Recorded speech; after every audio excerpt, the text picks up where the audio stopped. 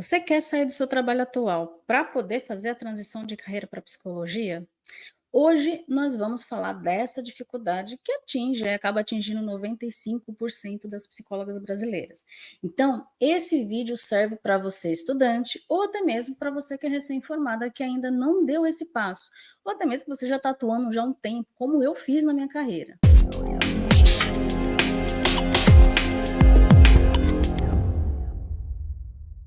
Olá, vocês estão na Entrelaço, sejam muito bem-vindas. Eu sou a Tati Ribeiro, psicóloga e administradora de empresas com mais de 15 anos de experiências em gestão de projetos e mais de 10 anos aí atuando como psicóloga clínica. Para poder te ajudar nesse caminho de transição, eu dividi a nossa conversa hoje em 3 etapas, né? Primeiro, nós vamos falar sobre como é entender o cenário atual da sua vida pessoal e profissional.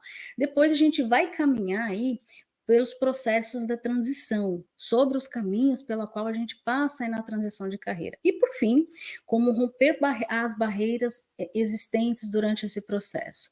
Então, vocês estão preparadas? Então, bora lá. Vamos para a primeira etapa. Entendendo o cenário atual.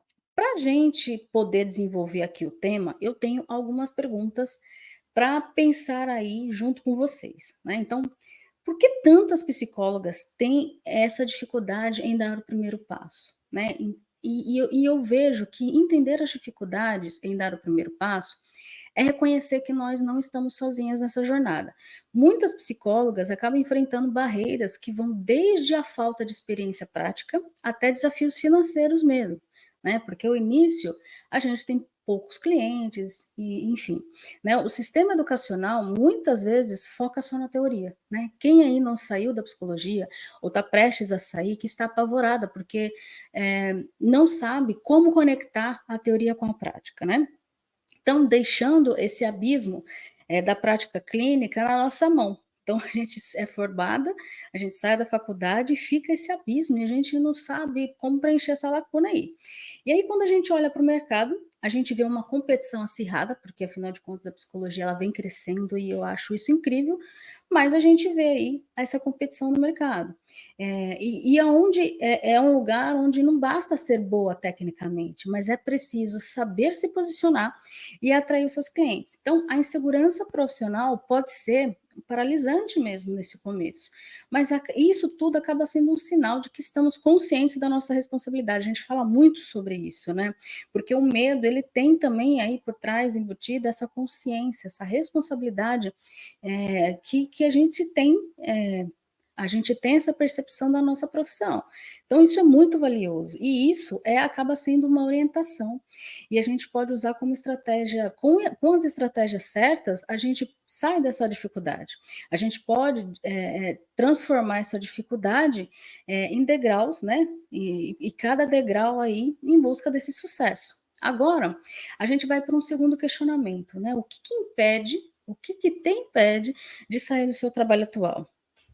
Muitas de nós já nos sentimos presas em um trabalho que nos traz a realização por causa da segurança que ele oferece, né? Por ser, de repente, um trabalho CLT, você já tem ali a sua renda configurada. E aí a transição para viver da psicologia exige coragem, né? Porque você vai sair dessa zona conhecida para uma zona totalmente desconhecida. É sair da zona de conforto, vou colocar aqui entre aspas conforto, porque não é não tão confortável assim, né? Às vezes a gente está num trabalho atual que acaba não sendo confortável, mas aquela segurança traz um pouco mais de conforto. Para sair disso e enfrentar algo totalmente desconhecido, algo totalmente fora dali de contato que você já atuou até hoje, né? Atuou assim como primeiro plano, né? Então, o medo acaba sendo uma resposta natural a tudo isso, mas não deve ser um impeditivo, né? É possível criar um plano de ação que minimize esse risco e maximize as suas chances de sucesso, para a gente poder equilibrar essa necessidade de estabilidade, né, financeira, enquanto a gente constrói aí uma nova carreira. Então, é sobre dar pequenos passos e mensurar, e a gente reavaliar sempre, né? Mas são passos pequenos, mas consistentes, né? Além de ser pequenos, eles são consistentes para direcionar aí o nosso sucesso. Ou seja, empreender é a realidade atual, é a nossa realidade de psicólogos, a gente tem que entender que nós, como psicólogos, somos empreendedoras, e agora é aceitar as nossas limitações existentes para reconhecer que a mudança se faz pelo processo constante, sem pressa. Então, é a gente entender que as nossas limitações existem e a gente ir mapeando e verificando e analisando e criando passos aí seguros e mais confortáveis. Então, agora nós vamos para a segunda etapa, que é pensar os caminhos para essa transição. Eu também tenho algumas perguntas aí para a gente, tá? Então, como se preparar emocionalmente e financeiramente para essa transição de carreira, né? A preparação emocional, ela acaba começando pelo autoconhecimento e a aceitação de que é normal sentir esse medo diante de grandes mudanças, né? Então, estratégias de fortalecimento emocional, como a nossa terapia pessoal, nossa análise pessoal, a supervisão ou mentoria, elas podem ser fundamentais para esse início, porque isso vai dando mais segurança. Financeiramente, é prudente começar com um planejamento que inclui uma reserva de emergência. Então, levante todos os seus gastos, mapeie todas as suas despesas, todas as suas receitas, e vamos fazer um planejamento que inclui essa reserva, né? Analisar esses custos iniciais para a gente iniciar a nossa prática. E uma estratégia para redução de dívidas. Então, se você tem dívidas aí até o ano que vem, né? Então, vamos planilhar tudo, deixar tudo em planilha, levantar tudo isso e traçar um plano. Quando a gente traça um plano, a gente norteia as nossas ações para realizá-lo. Tá? Então você pode começar reduzindo essas despesas, essas dívidas, planejar e não ir criando outras se possível, né? Buscando fontes alternativas de renda, já com a própria psicologia. Então, você está ali no seu trabalho de CLT, por exemplo, em outra área, você pode começar atendendo um ou dois pacientes, ou você pode oferecer palestras, né, workshops aí dentro da sua empresa, ou então você pode criar e-books e vender ali na Amazon e vender através de um link nas suas redes sociais. Então, vamos tentar ver uma outra forma de criar essa renda extra enquanto você vai construindo. E estabelecendo aqui um orçamento que considera as suas novas metas profissionais. Então, é um planejamento orçamentário.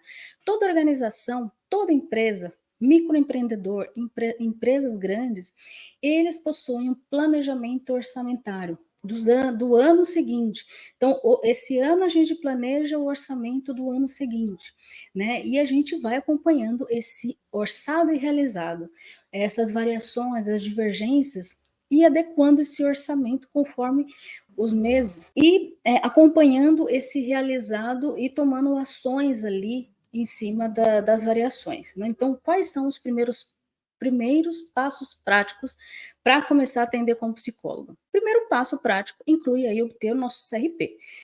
Você, como psicanalista, não é necessário ter o CRP como psicanalista, se for atender como psicanalista, mas se você for atender como psicóloga e vai emitir laudos, atestados, ou até mesmo atender pacientes por plano de saúde, é imprescindível, não tem jeito, a gente precisa do nosso CRP. Então, o CRP precisa ser tirado, precisa ser organizado, precisa ser pago. É uma taxa que a gente paga aí todo começo de ano, pode ser parcelado, mas é importante essa regularização. Ela é essencial para exercer a nossa profissão como psicóloga de forma legal, né, conforme a lei. Psicanalistas não precisa, mas eu recomendo que tenha, até mesmo para você conseguir atender pacientes de planos de saúde por reembolso, que é uma modalidade que é mais vantajoso para a gente do que atender diretamente por planos de saúde, tá? Então, a questão do plano é uma outra frente que a gente vai conversar aqui em algum momento em outro vídeo, tá? E além disso, a gente definiu um espaço de atendimento, seja virtual ou físico. Eu, por exemplo, eu comecei a atender eu comecei a atender antes da pandemia de forma presencial. Com a pandemia, 90%, né, todos os meus pacientes viraram online, mas depois se manteve aí 90% dos meus pacientes de forma online. Então, planeja aí um atendimento virtual dentro da sua casa mesmo, ou então divida um espaço com uma pessoa. É importante que você tenha um lugar adequado para você atender, né, reservado, e que você possa atender sem interferências. Então, verifique se há possibilidade de atender na sua residência, porque aí você já economiza nesse primeiro momento. Se não é possível, eu recomendo aí dividir um espaço com alguém, sublocar, ou até mesmo com work, né? É importante que você tenha um espaço preservado, tá? Então, você precisa se familiarizar com as normas éticas e legais do nosso atendimento. Então, você saber ali como montar um sistema para gerenciamento de prontuários e documentos. Então, o sistema que eu falo pode ser aqui no Word, né, que você guarde as informações dentro do Google Drive de forma segura, com senha, mas você precisa saber gerenciar prontuários, né, porque tem toda uma estrutura, não é que o prontuário, a evolução do prontuário não é aqueles relatórios que a gente fazia na faculdade, os relatórios de estágios, que eram 5 páginas cada. Não, a evolução do prontuário é uma coisa bem mais simples, mas que ele tem uma estrutura que o CRP determina. Então, a gente precisa entender quais são essas partes legais, como que a gente tem que atender com ética, toda essa parte burocrática também, porque a gente é sujeito aí de fiscalização. O próprio funcionário ele pode ter acesso ao prontuário dele. Tá? Então, a gente tem que saber o que escrever, como escrever, para que, de repente, a solicitação venha de um outro profissional ou essa solicitação venha do próprio paciente. Então, você precisa saber como é que é uma estrutura de prontuário.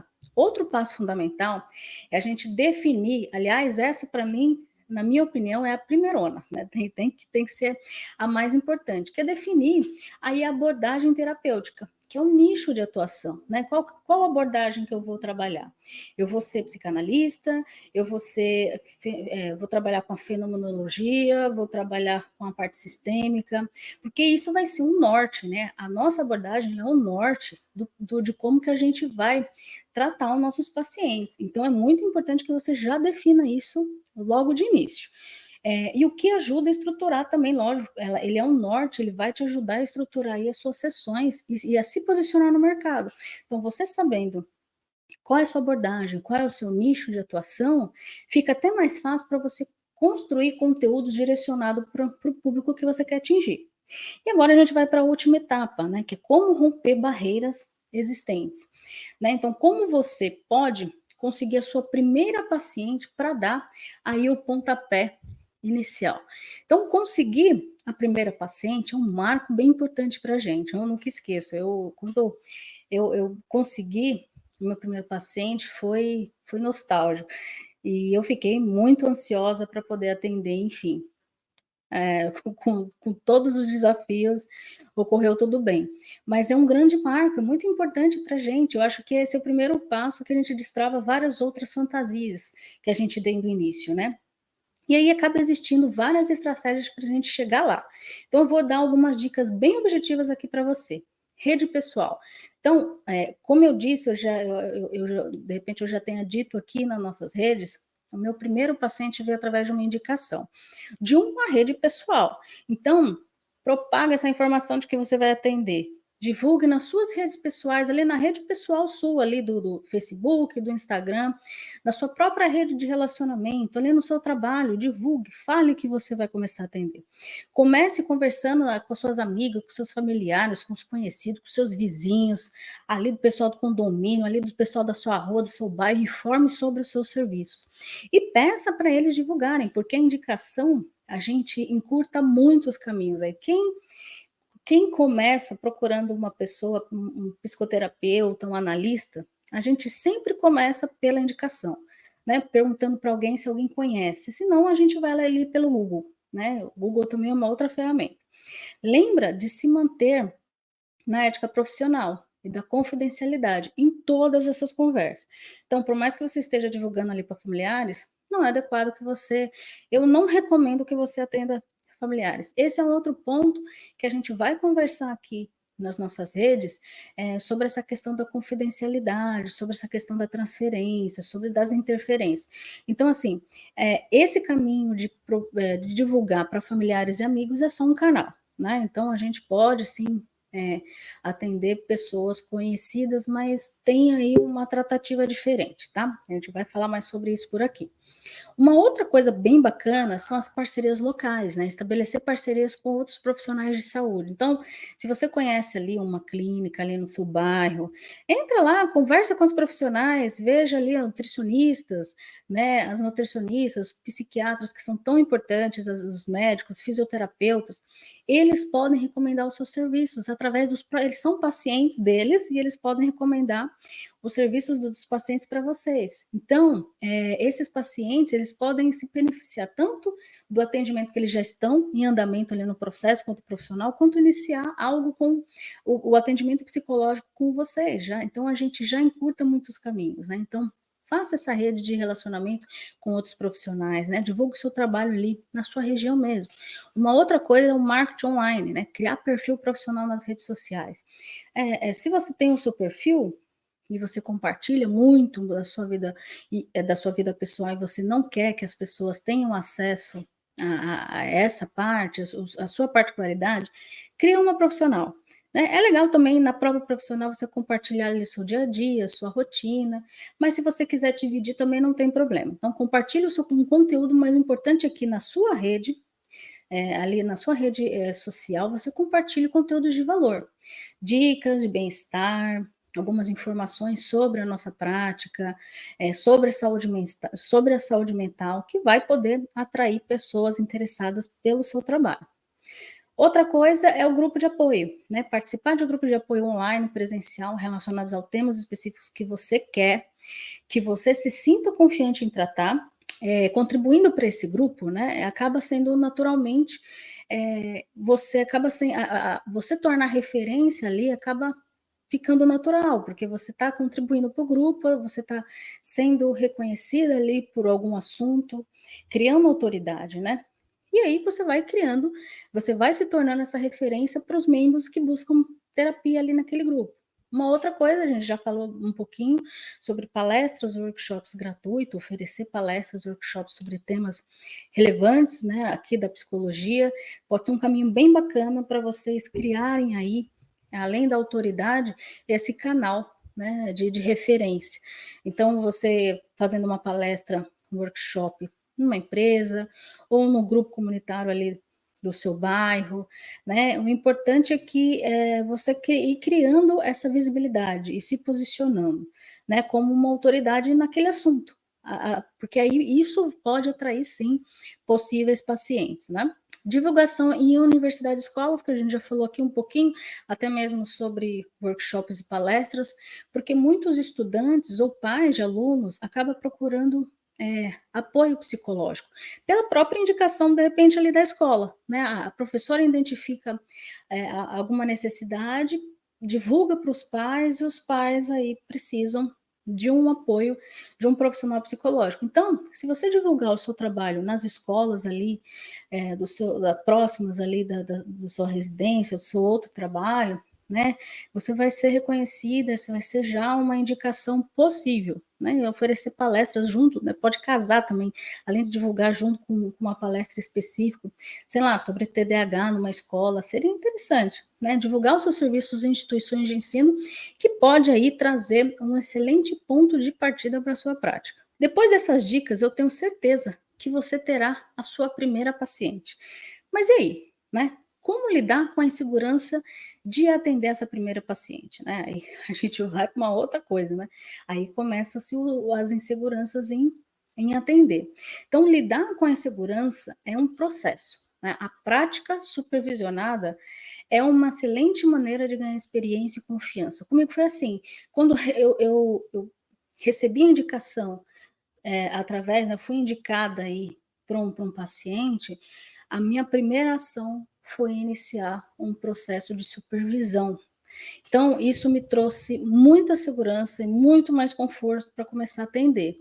Então, eu fui tateando ali nos meus primeiros atendimentos e sempre levando para a supervisão meus desconfortos, como as minhas dúvidas, e isso foi imprescindível no começo. Então, você pode buscar uma supervisora que oriente nesses primeiros atendimentos, né? Vai te oferecer feedbacks e todo o suporte ali necessário. né? E sem dizer que é uma atitude responsável.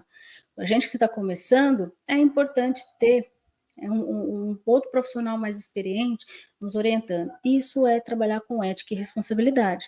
Então, além disso, é importante adotar essa postura de aprendizado contínuo, porque a gente só está começando. Porque assim, a gente sai da faculdade, ficou 5 anos estudando, mas assim, é só o começo. O nosso aprendizado ele é contínuo, ele nunca para, a gente sempre vai continuar estudando e aprimorando. É uma jornada de aprendizado contínuo, realmente.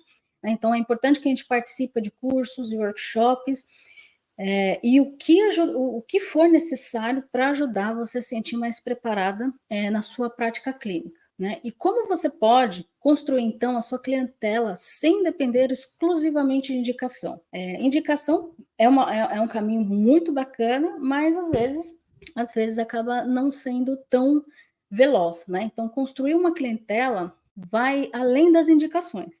Então, é necessário você estabelecer uma presença online forte, seja através de um site profissional. Então, criar um site profissional, uma rede social ali no Instagram, no Facebook, e aí você pode compartilhar os seus conteúdos que reflitam a sua abordagem terapêutica e áreas de especialidade. Né? Então, também trabalhar com tráfego pago, com Google Ads, fazer ali uma divulgação. Né? Então, é importante que vocês estudem muito conteúdo gratuito no YouTube sobre essas temáticas. Então, eu sugiro aqui no nosso canal, aqui na Entrelaços, a gente vai falar muito sobre isso. Então, você pode acompanhar a gente aqui, que a gente vai falar muito sobre tráfego pago, sobre marketing digital, marketing de posicionamento, porque uma coisa é a gente se preparar para os atendimentos, outra coisa é a gente fazer com que a nossa clínica seja sustentável. E a gente precisa que chegue paciente. Né? Então, para chegar a essa captação de pacientes é muito importante. E tudo isso acaba te ajudando a atrair clientes alinhados com o seu trabalho, com aquilo que você quer atender. Né? Então, se você é focada em atendimento em criança, faça conteúdos de atendimento da criança, porque são os pais que vão consumir. Agora, se você quer trabalhar com adolescentes e adultos, não vai trabalhar com criança, então crie conteúdos, crie um posicionamento para direcionar essa clientela para você. Então, caso você não tenha definido ainda a sua abordagem, a sua especialidade de interesse, esses são passos anteriores que precisam ser providenciados. Então, esse processo, a gente pode ajudar vocês a entenderem como que vocês podem trabalhar com a abordagem que você escolher. Se você ainda está com dúvida, é importante que essas dúvidas elas sejam sanadas para a gente começar o processo. Então, network também é essencial, tanto no ambiente online, quanto ali no presencial. Né? A gente já falou um pouquinho sobre participar de eventos, de palestras, de grupos de discussão na área. Isso vai criando conexões valiosas que vão te levar a novas oportunidades de atendimento. Eu espero ter ajudado você e eu gostaria de pedir para vocês deixarem um comentário aqui e fazer perguntas sobre o que nós conversamos hoje, que eu terei um enorme prazer de respondê-las. Então, voa, Psi, voa, pois entrelaçadas alcançamos voos muito mais altos.